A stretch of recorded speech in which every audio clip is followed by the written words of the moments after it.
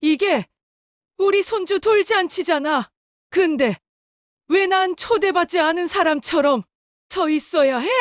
어머님, 죄송한데 여기 그런 분위기 아니거든요. 민폐 좀 그만 끼치세요. 그만 좀 해! 지영이 체면 생각 좀 해줘, 제발! 지금 나보고 나가란 거니? 너가? 내가 낳은 내 아들이. 맞아요. 이쯤에서 솔직히 말할게요. 어머님, 여기 계시면 저희가 너무 불편해요. 잠깐만 나갔다 오시면 안 돼요! 끝나고 따로 얘기하자고! 안녕하세요.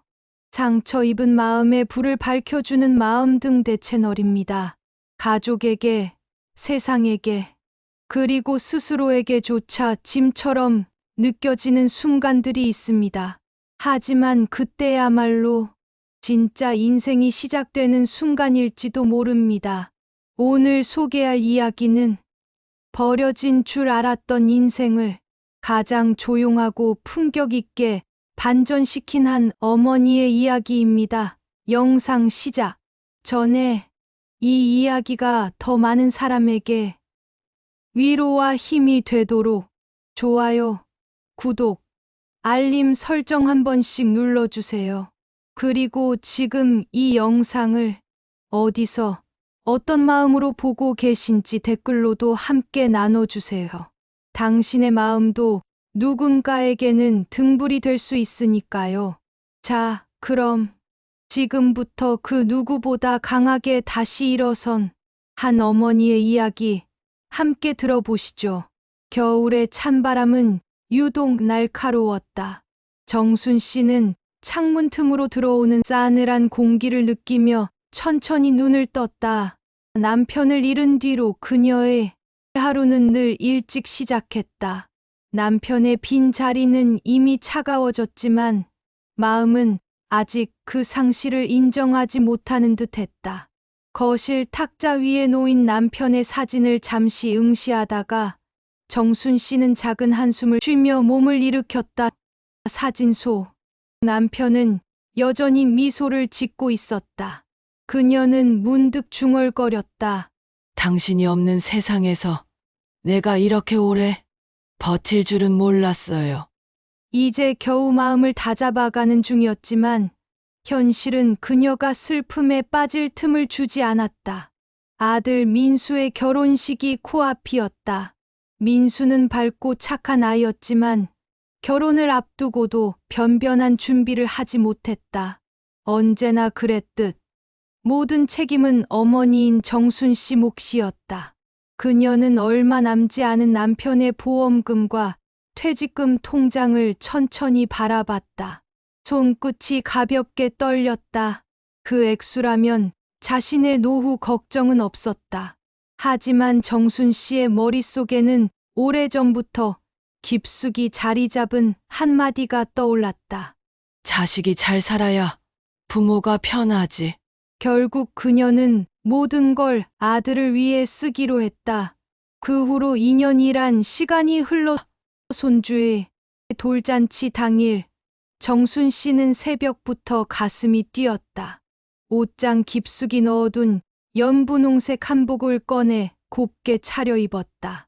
이 옷은 남편이 살아생전 함께 사진을 찍자고 맞췄지만 한 번도 입지 못하고 넣어둔 한복이었다. 옷을 입는 순간 남편의 얼굴이 떠올랐지만 정순 씨는 애써 마음을 다잡았다. 당신 손주 벌써 돌이래요. 우리 민수가 이젠 가장이에요. 하늘에서 보고 계시죠? 연회장에 도착하니 화려한 호텔 안에 손님들이 이미 북적였다.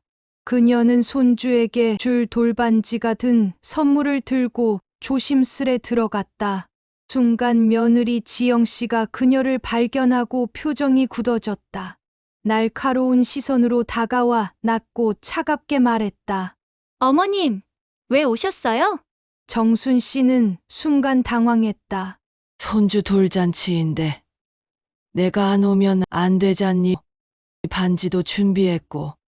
정순 씨가 선물 포장지를 조심스럽게 내밀었지만 지영 씨는 그것을 받아보지도 않고 밀쳐냈다. 어머님 안 오셔도 저희는 잘 지내요. 오늘 손님도 많고요. 분위기 불편해지기 전에 그냥 돌아가 주세요. 하객들의 시선이 그녀에게 꽂혔다. 순간 연회장 안 공기는 무겁게 가라앉았다. 정순 씨의 얼굴이 빨갛게 달아올랐다. 그녀는 더 이상 아무 말도 하지 못한 채 천천히 연회장을 나왔다. 호텔 복도 의자에 앉아 봉투를 내려다봤다. 돌반지는 작은 금조각에 불과했지만 그녀에게는 자신의 삶 전체를 녹여 만든 소중한 것이었다. 눈물이 소리 없이 흘러내렸다. 그녀는 자신이 그토록 사랑했던 아들과 가족으로부터 처음으로 완전히 버림받았다는 걸 깨달았다. 복도에 앉아 흐느끼던 그때 연회장 안에서 아들 민수와 며느리의 목소리가 희미하게 흘러나왔다. 그녀는 저도 모르게 귀를 기울였다. 지영 씨의 목소리가 떨렸다. 자기, 나 너무 심했나 봐. 어머님 마음 상하셨겠지? 짧은 침묵 뒤 민수가 차갑게 대답했다. 아냐. 오히려 잘 됐어. 엄마는 늘 우리 삶에 지나치게 간섭했어. 이번 기회에 확실히 선 긋는 게 맞아. 민수의 목소리는 명확하고 단호했다. 그 말 한마디 한마디가 그녀의 가슴을 칼처럼 후벼 팠다. 정순 씨는 자신의 귀를 의심했다. 민수는 자신이 생애 모든 걸 바쳐 키운 자식이었다. 언제나 자신을 자랑스럽게 여기던 아들이었다. 그런데 민수가 지금 자신을 간섭으로만 여긴다고 했다. 그녀는 가슴이 무너져 내렸다. 눈물조차 말랐다. 조용히 복도를 나와 바깥 공기를 쐬며 혼잣말로 되뇌었다. 내가 그렇게도 버거운 엄마였구나. 내 인생을 바쳤는데. 그래. 이젠 그만해야겠구나. 정순 씨는 천천히 차가운 밤길을 걸었다. 가슴엔 차가운 돌이 얹힌 듯했지만 신기하게도 한편으로는 가벼웠다. 가족에게 매여 있던 보이지 않는 끈이 비로소 끊어진 기분이었다. 그녀는 작은 목소리로 되뇌었다. 이젠 내 자신을 위해 살아봐야겠어. 그때 그녀는 아직 알지 못했다.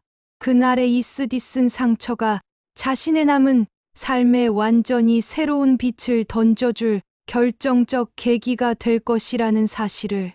돌잔치에서 돌아온 그날 밤은 유난히 길고 어두웠다. 정순 씨는 현관문을 열고 들어서자마자 그대로 바닥에 주저앉았다.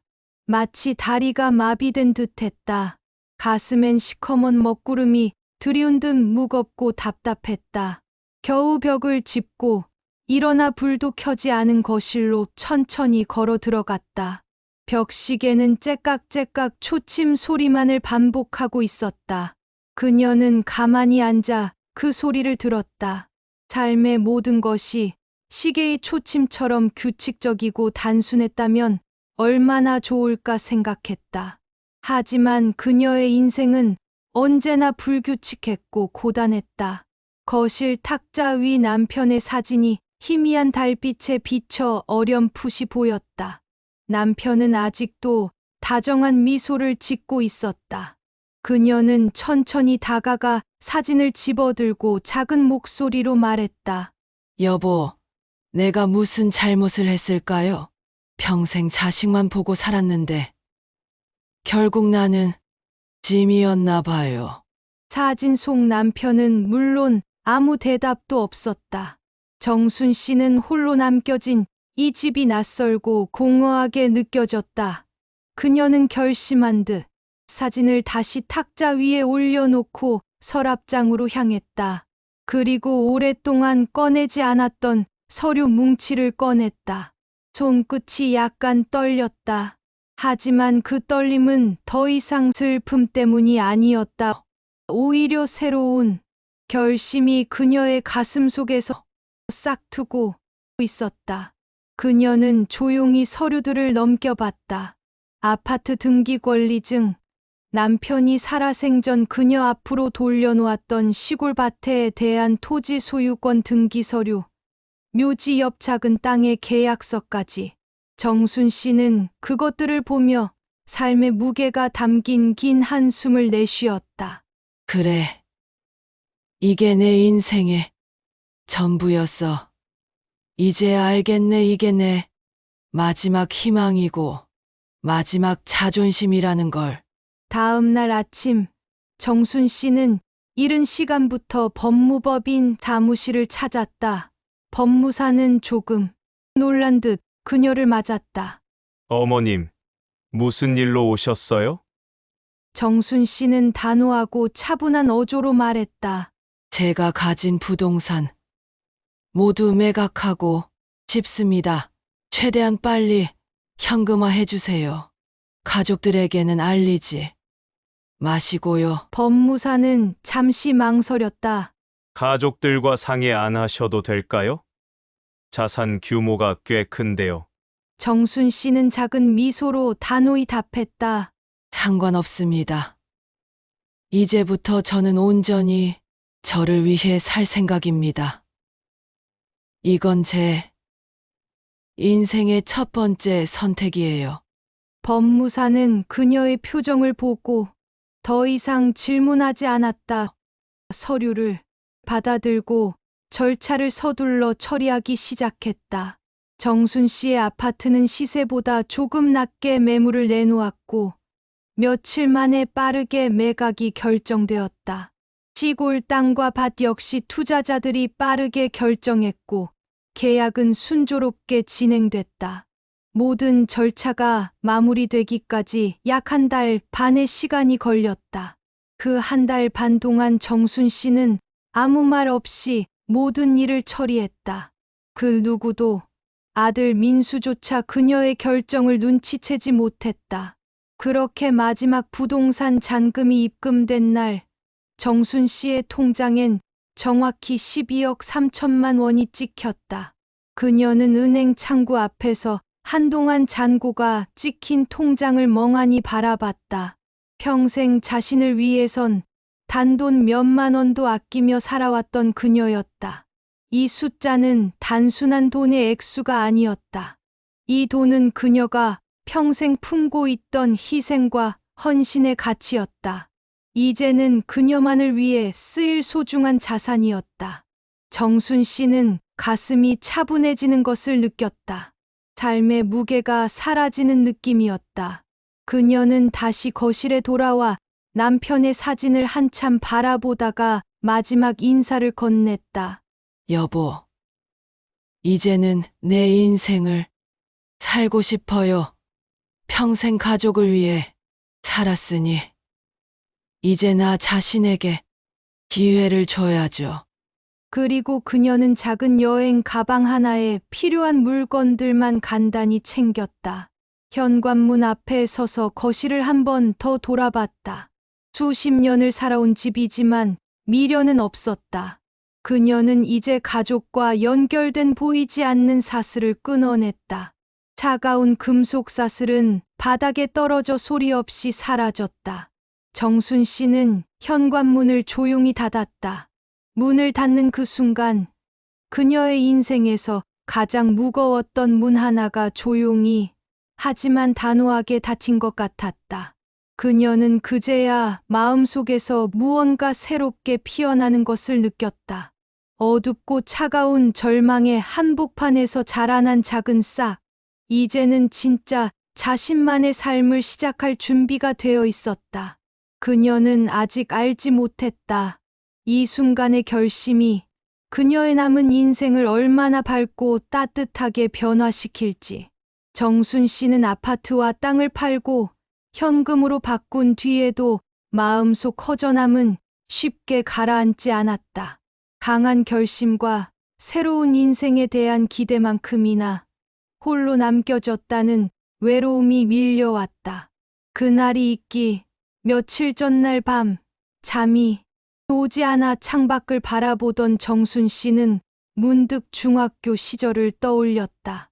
그 시절 가정 형편이 어려웠던 그녀 곁엔 유일한 친구가 있었다. 바로 조순자였다. 순자 씨는 힘든 가정 환경 속에서도 늘 정순 씨의 곁을 지켰다. 서로 도시락을 바꿔 먹으며 키득대고 강가에 앉아 서로의 고민을 터놓던 그 친구. 순자 씨는 결혼 후 시집살이 때문에 고생하다 몸이 망가져 요양병원에 있다는 소문이 들려왔었다. 정순 씨는 오랫동안 연락을 끊고 지냈던 순자 씨가 문득 너무도 보고 싶었다. 가슴이 두근거렸다. 다음 날 정순 씨는 중학교 동창회 단톡방에 오랜만에 메시지를 남겼다. 혹시 조순자 연락처 아는 분 있나요? 금방 동창이 답을 해왔다.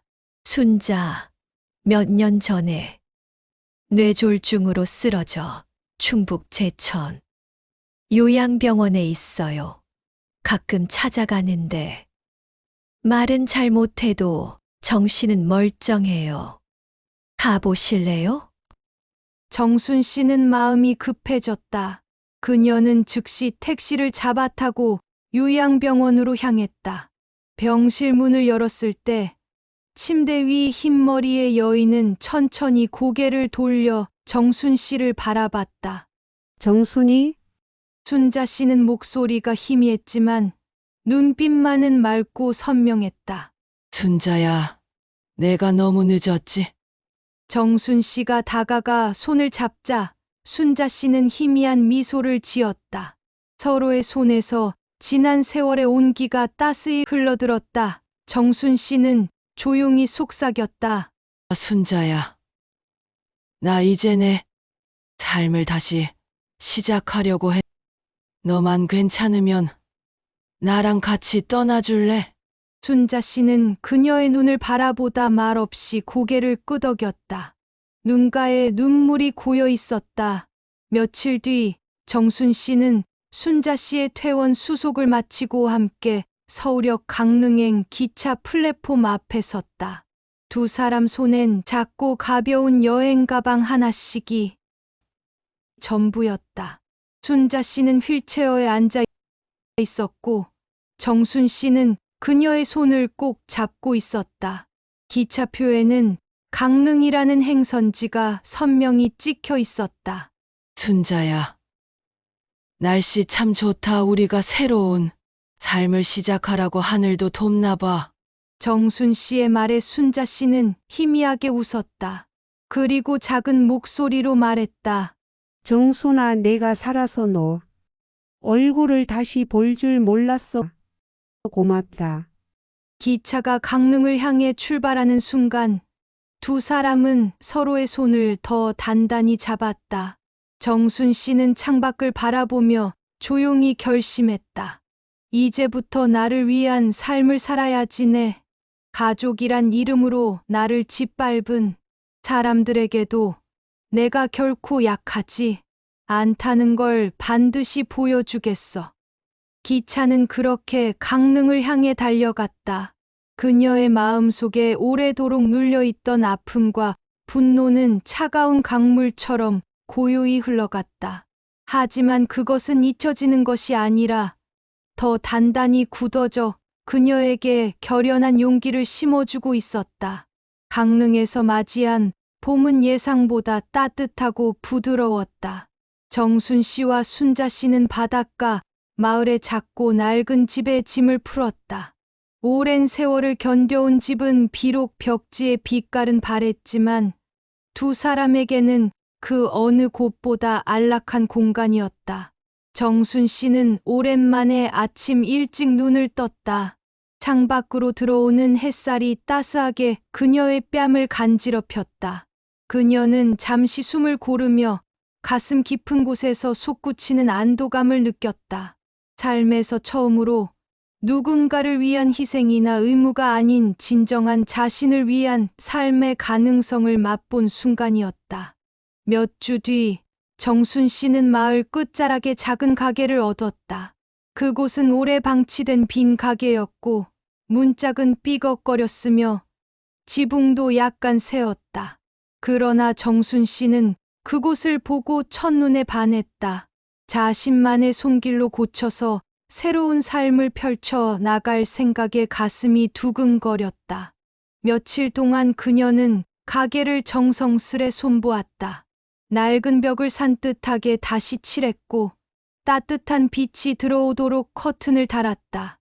그리고 직접 만든 나무 간판을 달았다. 첫날 손님은 아무도 없었다. 둘째 날도 조용했다. 하지만 정순 씨는 조급하지 않았다. 이미 오래 전부터 인생이 빠르게 변하지 않는다는 사실을 알고 있었다. 그러던 어느 오후, 마을 어귀의 작은 찻집에서 일하는 젊은 여자가 수줍게 문을 두드렸다. 어르신, 혹시 앞치마 만드실 수 있으세요?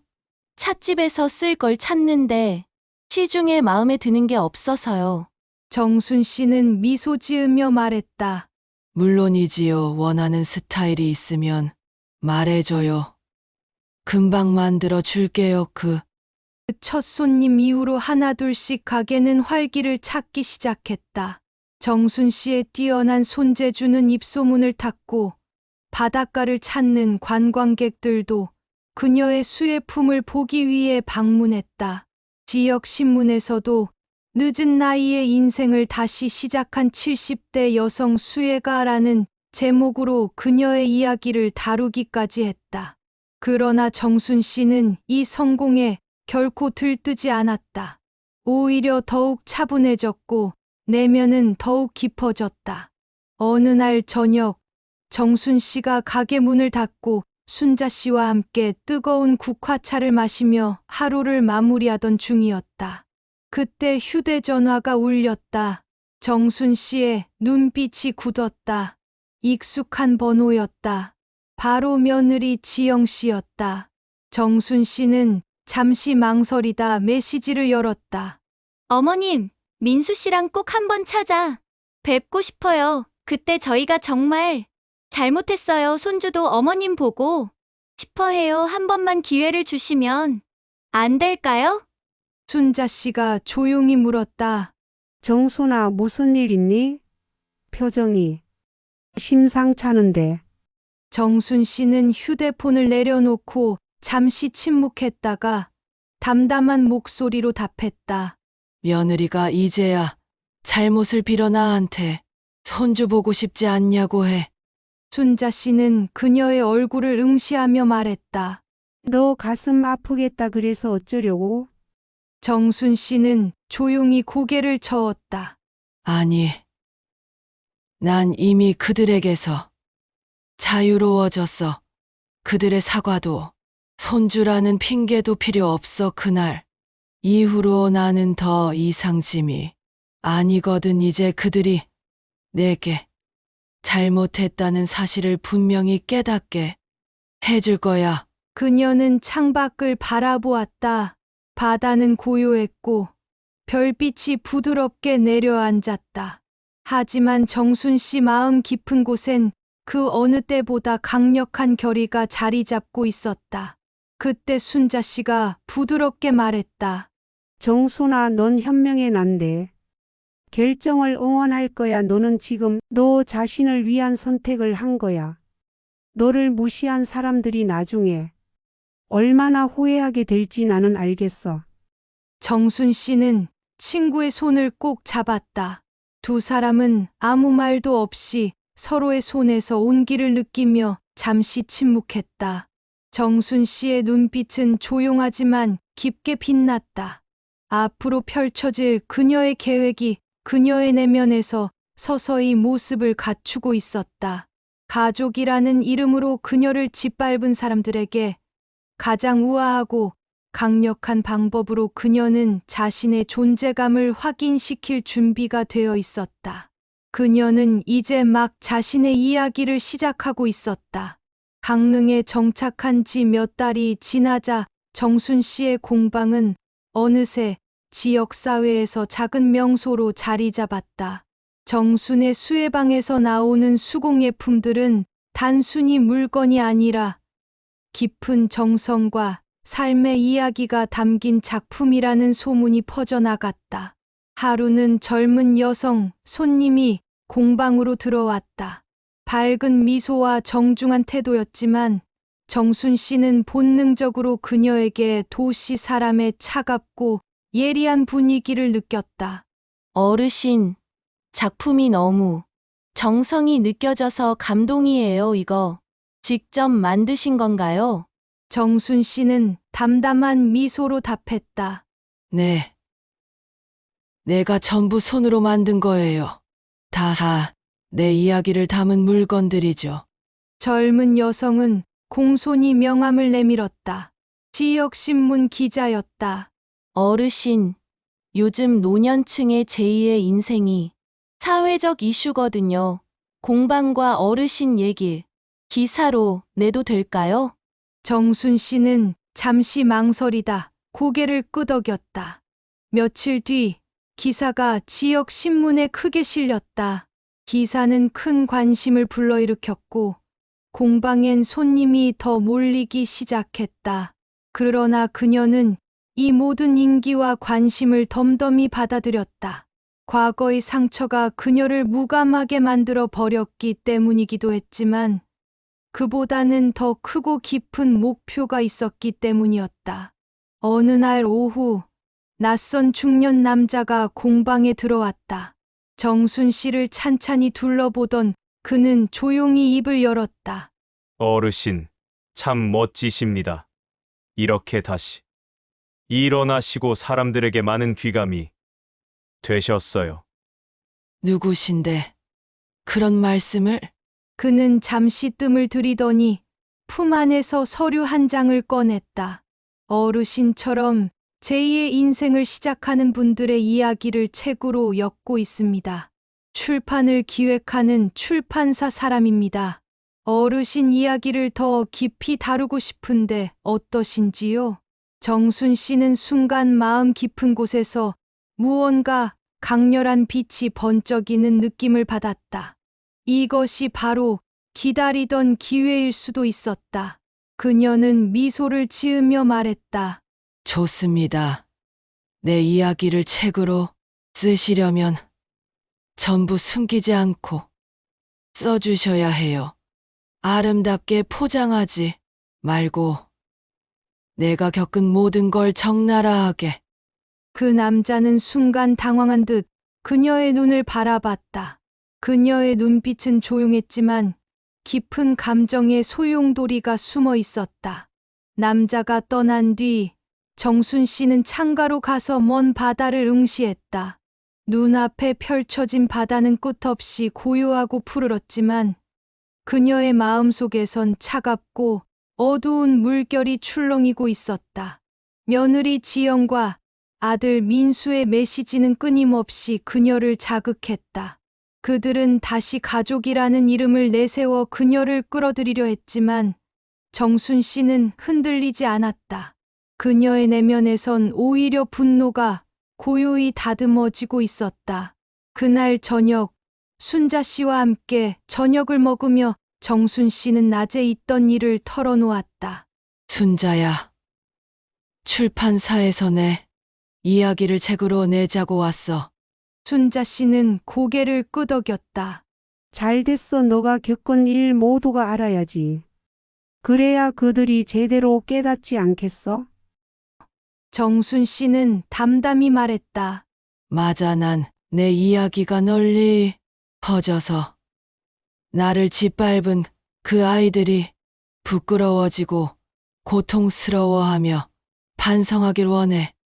내가 평생 헌신했던 그들이 이제는 자기들이 무슨 짓을 했는지 똑똑히 깨달을 때가 왔어. 순자 씨는 조용히 그녀의 손을 잡았다.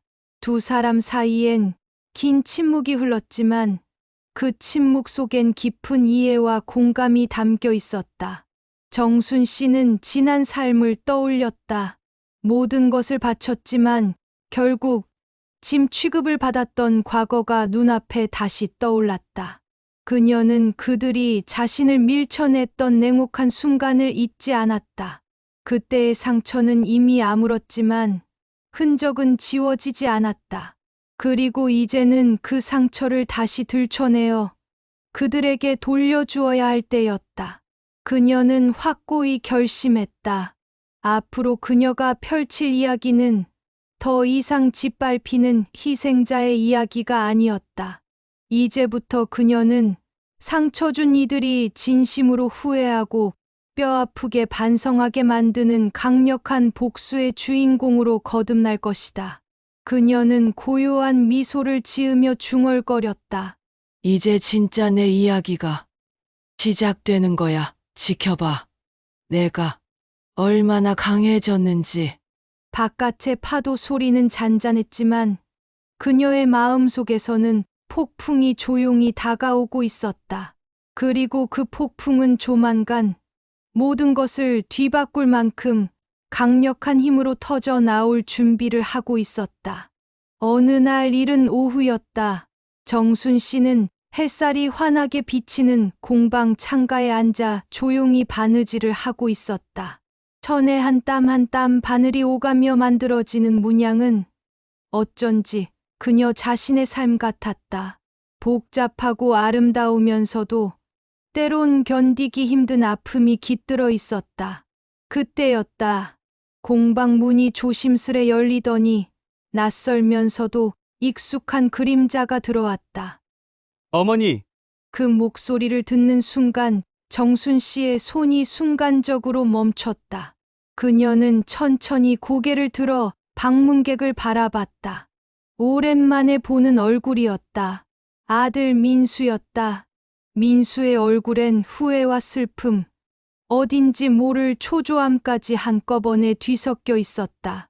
어머니 잘 지내셨어요? 연락을 안 받으셔서 직접 찾아왔어요.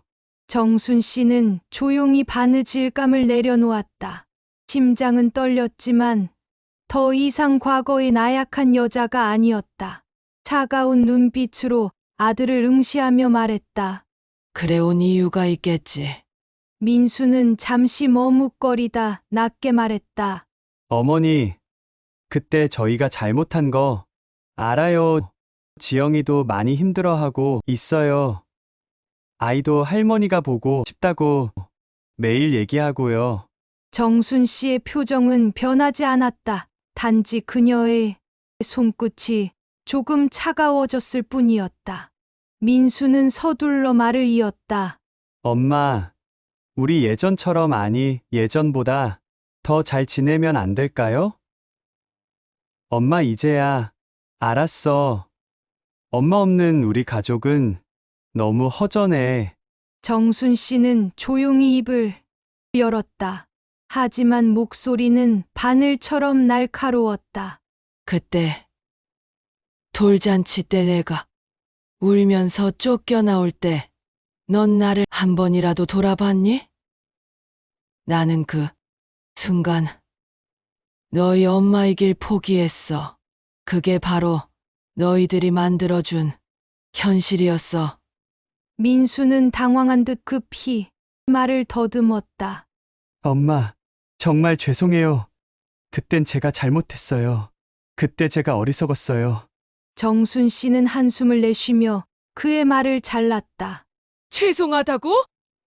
너희가 내게 준 상처는 한두 마디의 사과로 해결될 게 아니야. 난 평생 너희를 위해 살았어. 그런데 너희는 나를 짐이라 생각했지. 그 상처를 난 결코 잊을 수 없어. 정순 씨의 말은 흔들림이 없었다. 민수는 더 이상 말을 잇지 못하고 멍하니 서 있었다. 정순 씨는 더욱 냉정하게 말했다. 돌아가라. 민수야. 난 이제 너희와 가족이라는 이름으로 묶이고 싶지 않아. 나는 너희를 이미 용서했어. 하지만 결코 다시 돌아가지 않을 거야. 너희가 그토록 원하던 삶을 살아. 그리고 나 역시 이제부터 진짜 내 인생을 살 거니까. 민수는 그 자리에 서서 굳어 있었다. 이 상황을 전혀 예상하지 못했다는 듯 눈에 눈물이 맺혀 있었다. 하지만 정순 씨는 그의 눈물을 보고도 흔들리지 않았다. 오히려 더욱 단호해졌다. 민수가 무거운 발걸음으로 떠난 뒤 공방엔 다시 고요함이 찾아왔다. 창가에선 빗줄기가 여전히 따스하게 내려앉았지만 그녀의 마음속에선 차갑고 결연한 각오가 피어오르고 있었다. 순자 씨가 다가와 그녀의 어깨를 감싸며 말했다. 정순아, 괜찮니? 정순 씨는 차분히 고개를 끄덕였다. 응. 오히려 속이 후련해. 이렇게라도 결말을 내야 했어. 그녀는 창밖을 보며 중얼거렸다. 이젠 내가 어떻게 살아갈지 확실히 알겠어. 내가 얼마나 강해졌는지. 저 아이들에게도 똑똑히 보여줘야겠어. 나를 짓밟았던 사람들이 얼마나 큰 잘못을 했는지 깨닫게 만들 거야. 정순 씨의 눈빛에선 오래전부터 품어온 차가운 분노가 불꽃처럼 일어났다. 그녀의 손끝에 놓인 바늘과 실은 그녀가 앞으로 이뤄낼 복수를 상징하는 듯했다. 천 위에 새겨진 섬세한 무늬가 그녀의 앞으로의 운명을 미리 보여주듯 빛났다. 그녀는 미소 지었다. 하지만 그 미소는 단순한 미소가 아니었다. 그것은 복수와 결연한 의지를 품은 차가운 승리의 미소였다. 그녀는 고요히 다짐했다. 나는 결코 무너지지 않을 거야. 나를 함부로 대한 사람들 모두에게 내가 얼마나 강한 사람인지 반드시 보여줄 테니까. 바다 위를 스쳐가는 차가운 바람처럼 그녀의 마음 속엔 이제 확실하고 강력한 목표가 자리 잡았다. 이제부터 그녀는 희생자가 아니라 주도적이고 강력한 삶의 주인공이었다. 정순 씨는 다시 바느질을 시작했다. 한 땀 한 땀, 바늘이 움직일 때마다 그녀의 각오는 더욱 선명하고 확실해졌다. 그녀의 복수는 이제 막 시작되고 있었다. 정순 씨는 민수의 방문 이후 단 하루도 흔들리지 않았다. 오히려 내면은 더욱 단단해졌고 그녀의 손끝에선 날카로운 의지가 느껴졌다. 공방은 여전히 평온했고 고객들의 발길은 끊이지 않았다. 하지만 아무도 몰랐다. 그녀의 조용한 일상 속에 치밀하게 준비된 복수의 퍼즐 조각들이 하나씩 맞춰지고 있다는 것을. 그녀는 며칠 전 서울에서 만난 출판 기획자와의 통화를 마친 후 책 출간을 정식으로 결정했다. 그러나 이번 책은 단순한 노년 성공기가 아니었다. 그녀는 책 속에 가족이라는 이름으로 행해진 폭력, 자식에게 희생만 강요당한 한 여성의 고통, 그리고 그 배신과 상처에서 어떻게 다시 일어나 자신만의 삶을 재건했는지를 적나라하게 담았다. 누군가는 이 글을 읽고 불편할지도 모르겠다. 좋다. 불편해야 한다. 그래야 자신이 무엇을 했는지 돌아보게 된다. 원고를 쓰는 밤마다 정순 씨는 때론 울었고 때론 이를 악물었다. 그러나 그녀의 펜은 단 한 번도 멈추지 않았다. 모든 글은 사실 그대로, 감정 그대로 적었다. 자신이 어떤 어머니였는지, 어떤 며느리를 품었는지, 그리고 그들이 자신에게 어떤 상처를 남겼는지 모든 걸 기록했다. 그리고 마침내 책이 출간되었다. 제목은 간단했다. 나는 짐이 아니었다. 출간 한 달도 안 되어 책은 온라인 서점 베스트셀러에 올랐다. SNS에서는 우리 엄마 이야기 같다. 이 글 읽고 눈물 났다는 리뷰가 넘쳐났다. 지역 방송국에서 다큐멘터리 인터뷰 요청이 들어왔고 노년의 삶을 새롭게 개척한 인물로 TV 프로그램에도 출연하게 됐다. 그녀는 방송에서 조용히 말했다. 저는 가족을 위해 평생을 바쳤지만 결국 짐이라는 소리를 들었어요. 그런데요, 내가 짐이었던 게 아니라 그들이 나를 짐처럼 여긴 거였더라고요. 그래서 다시 저를 짓기 시작했습니다. 지금 저는 아주 잘 살고 있습니다. 이 방송은 공교롭게도 서울에서 지영 씨가 우연히 TV를 켰을 때 흘러나왔다. 거실 소파에서 손주를 안고 있던 지영 씨는 화면 속 정순 씨를 보고 손에 들고 있던 젖병을 떨어뜨렸다. 저게 뭐야? 민수는 아예 입을 다물지 못한 채 화면을 바라보다 한동안 말을 잇지 못했다. 카메라 앞에서 정숙하고 단단한 모습으로 앉아 있는 그녀의 모습은 그들이 알던 무기력한 노모가 아니었다. 그녀는 스스로의 이야기를 품격 있게 말하고 있었고 그 말은 고요했지만 그들에겐 천둥처럼 울려 퍼졌다. 며칠 후 민수와 지영은 인터넷에서 기사 댓글을 보고 충격에 휩싸였다. 아들이 돌잔치에서 어머니를 내쫓았다던데 진짜냐? 저 아들, 엄마 인생 망쳐놓고 이제 와서 잘 지내는 척하는 거 아님? 정순 어르신, 너무 멋지다. 저렇게 품위 있게 복수하는 분 처음 봄. 정순 씨는 아들에게 연락을 하지도 무언으로 협박하지도 않았다. 하지만 그녀의 이야기를 담은 한 권의 책이 가장 조용하면서도 우아한 칼날이 되어 그들의 사회적 체면과 내면의 죄책감을 찢고 있었다. 복수는 고함이 아니었다. 그녀의 방식은 오히려 조용했고 그럴수록 더 날카롭고 치명적이었다. 그날 밤 정순 씨는 바다를 향해 마당에 놓인 의자에 앉았다. 순자 씨가 따뜻한 생강차를 건넸다. 정순아, 넌 결국 해냈구나. 진짜 잘했어. 정순 씨는 차를 마시며 작게 웃었다. 나는 그저 진실을 말했을 뿐이야. 나를 함부로 대했던 사람들이 이제 진짜 불편해졌겠지. 그녀는 더 이상 외치지 않아도 되었다. 그녀는 이미 모든 것을 증명했고 조용히 승리하고 있었다. 복수는 완성되고 있었다. 책이 출간된 지 석 달 후. 정순 씨는 뜻밖의 전화를 받았다. 국립도서관 주최의 삶을 바꾼 이야기 강연회에서 그녀에게 초청 연사로 무대를 제안한 것이다. 처음엔 망설였다. 하지만 순자 씨는 조용히 말했다. 정순아, 이제 너의 이야기를 너의 목소리로 세상에 전해줄 시간이야. 지금까지 너는 조용히 복수했지만 이젠 너를 닮은 누군가를 일으켜야 해. 정순 씨는 천천히 고개를 끄덕였다. 그날 국립도서관 대강당은 노인 복지 단체들과 대학생들로 가득했다. 나는 짐이 아니었다는 책의 저자 정순 어르신의 이름이 불리자 무대는 큰 박수로 가득 찼다.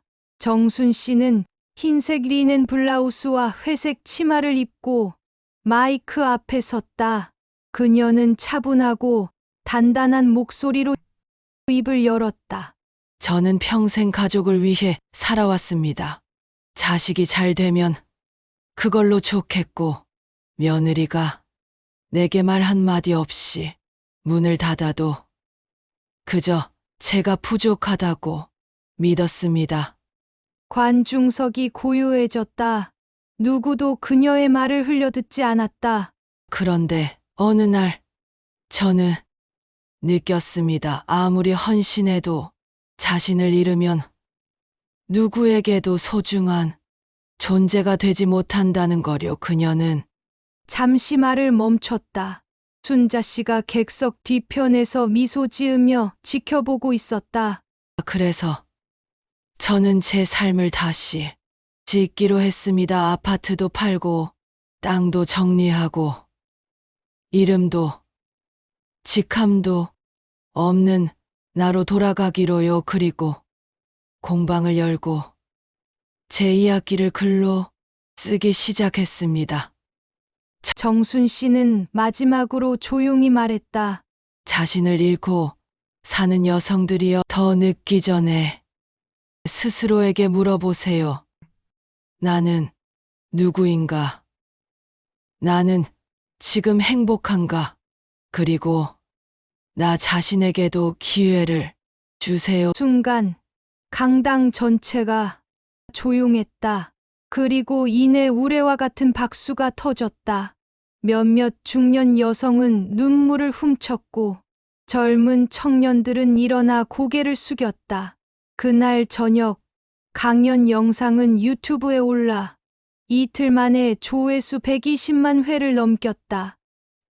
댓글엔 우리 엄마와 꼭 닮았어요. 어머님 진짜 멋지십니다. 저도 저 자신을 위해 살겠습니다.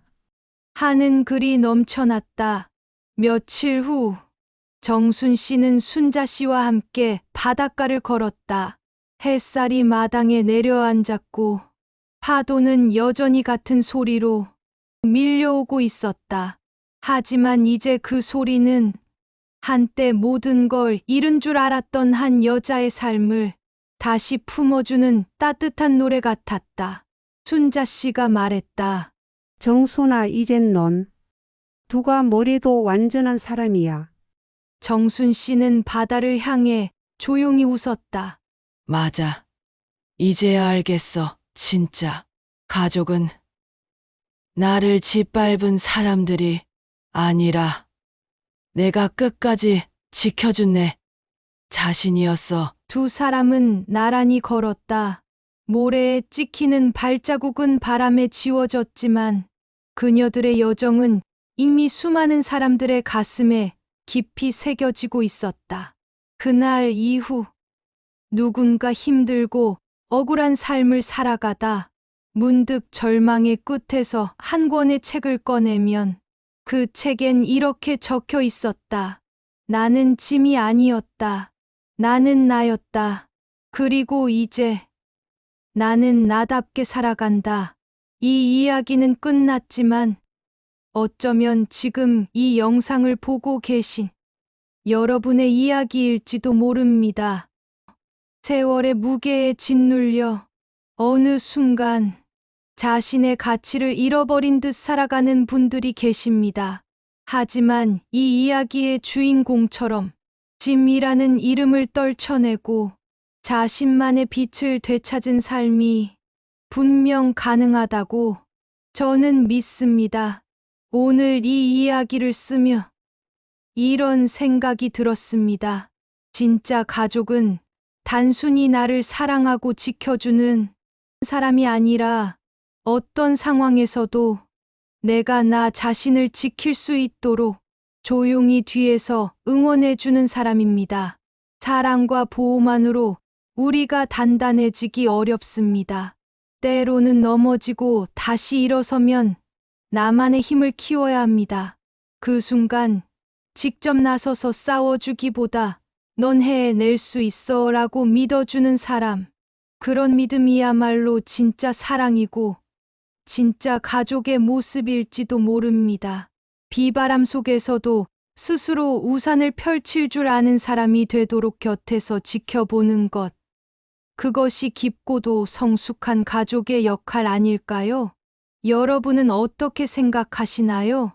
혹시 오늘 이야기 속 정순 씨처럼 나 자신을 되찾기 위해 버려야 했던 관계나 순간이 있으셨나요? 혹은 지금 그런 선택 앞에 서 계신가요? 여러분의 생각을 댓글로 들려주세요. 정답은 없지만 그 솔직한 마음들이 모일수록 이곳은 더 따뜻한 등대가 될 수 있으니까요. 오늘의 이야기가 누군가에게 작은 용기가 되길 바라며 구독, 좋아요, 알림 설정 부탁드립니다. 그리고 지금 떠오르는 단 한 사람에게 이 이야기를 건네주세요. 그 손길이 누군가에게 삶의 전환점이 될지도 모릅니다.